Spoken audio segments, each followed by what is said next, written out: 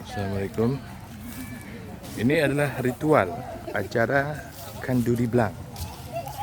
Yang namun ini di Desa Payadua, Kecamatan Barabaru dilaksanakan di kuburan. Karena kenapa tidak? Kenapa tidak di sawah?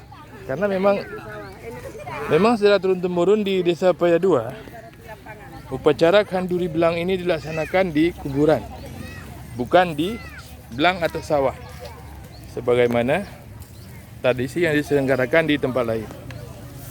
Tradisi Kanduri Blang sendiri dilaksanakan menjelang turun sawah atau setelah panen.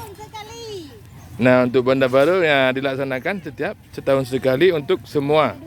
Bukan pada setiap turun ke sawah ya, Bu ya. Pada setiap tahun ya. Ya.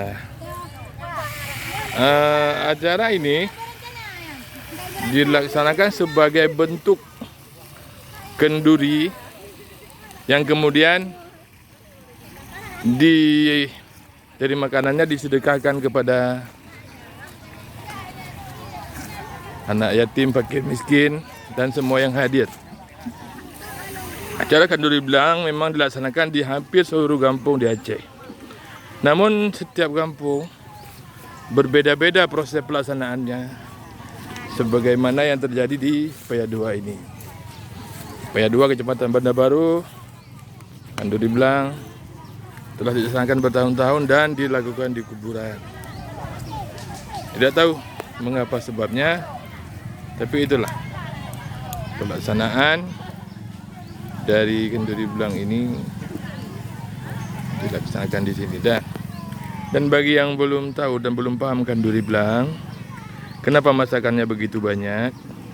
Karena setiap pemilik sawah memasak sendiri menu makanannya dengan menu ayam. Makanya di sini kita lihat banyak terjadi banyak kuali-kuali yang dimasak, karena yang memasak adalah setiap pemilik sawah. Setiap mereka memasak sendiri-sendiri.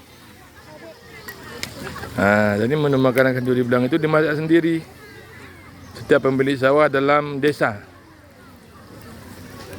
masing-masing, kemudian nanti dikumpulkan sehingga menu makanan memiliki rasa yang khas.